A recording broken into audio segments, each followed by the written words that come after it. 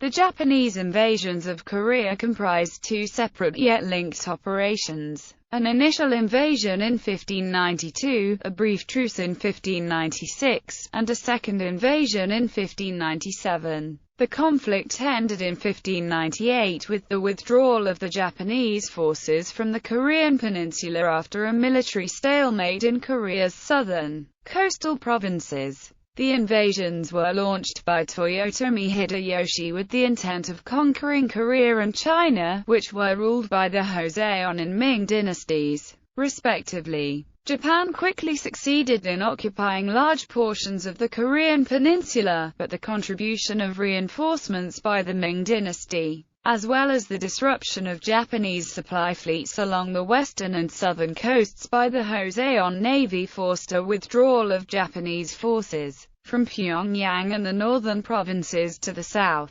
where the Japanese continued to occupy Hanseong and the southeastern regions. Afterwards, with guerrilla warfare waged against the Japanese by Joseon civilian militias and supply difficulties hampering both sides, neither the Japanese nor the combined Ming and Joseon forces were able to mount a successful offensive or gain any additional territory, resulting in a military stalemate in the areas between Hanseong and Kaesong. The first phase of the invasion lasted from 1592 until 1596. And was followed by ultimately unsuccessful peace negotiations between Japan and the Ming between 1596 and 1597. In 1597, Japan renewed its offensive by invading Korea a second time. The pattern of the second invasion largely mirrored that of the first. The Japanese had initial successes on land, capturing several cities and fortresses,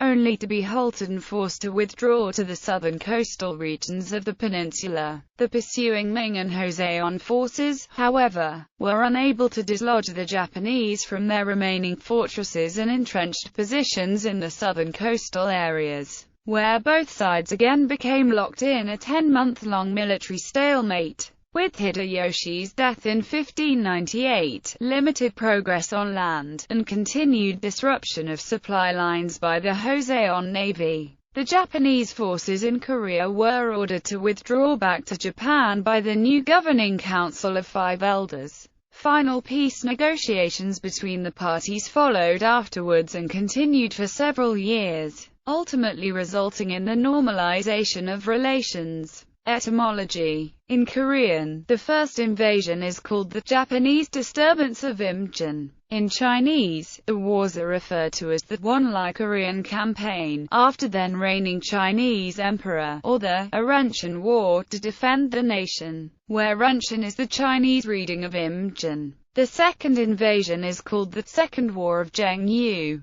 In Japanese, the war is called Bunraku no Ikai. Bunraku referring to the Japanese era under the Emperor Go-Yozei, spanning the period from 1592 to 1596. The second invasion is called Kaiko no Ikai. During the Edo period, the war was also called Karuri, because Japan's ultimate purpose at the commencement of the invasion was the conquest of Ming China, although with the reality that the conflict was largely confined to the Korean peninsula for the duration of the war. The armies of Toyotomi Hideyoshi would alter their immediate objectives during the course of the campaign. Overview. In 1592, with an army of approximately 158,000 troops, Toyotomi Hideyoshi launched what would end up being the first of two invasions of Korea, with the intent of conquering Joseon Korea and eventually Ming Dynasty China. Initially, the Japanese forces saw overwhelming success on land, capturing both Hanseong, the capital of Korea, and Pyongyang, and completing the occupation of large portions of the Korean peninsula in 3 months. The Japanese forces, well-trained, confident, and experienced after the numerous battles and conflicts of the Sengoku period,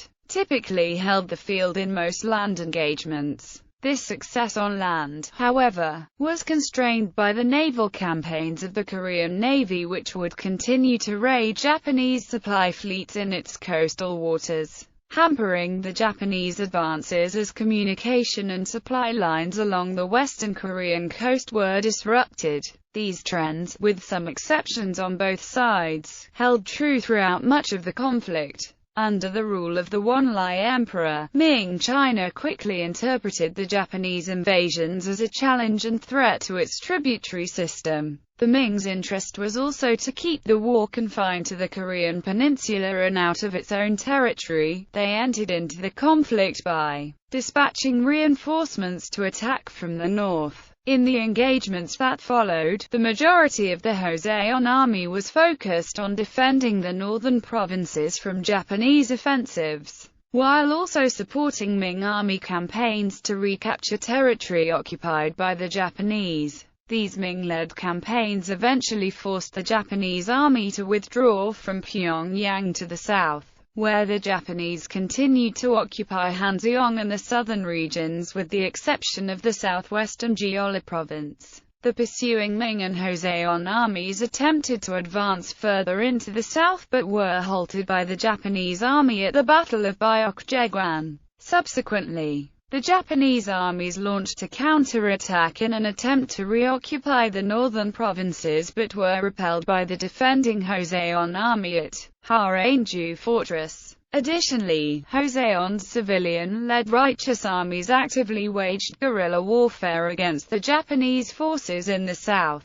which weakened the Japanese hold in the cities they occupied. Afterwards, with supply difficulties hampering both sides, neither the Japanese nor the combined Ming and Joseon forces were able to mount a successful offensive or gain any additional territory, resulting in a military stalemate in the areas between Hanseong and Kaesong. The war continued in this manner for 5 years, and was followed by a brief interlude between 1596 to 1597 during which Japan and the Ming engaged in ultimately unsuccessful peace talks. In 1597, Japan renewed its offensive by invading Korea a second time. The pattern of the second invasion largely mirrored that of the first. The Japanese had initial successes on land, but the contribution of the Ming forces, as well as the Joseon Navy's disruption of Japanese supply fleets, resulted in a withdrawal of Japanese forces towards the coastal regions of the peninsula. The pursuing Ming and Joseon forces, however, failed to dislodge the Japanese from their fortresses and entrenched positions in the southern coastal areas where both sides became locked in a 10-month-long military stalemate.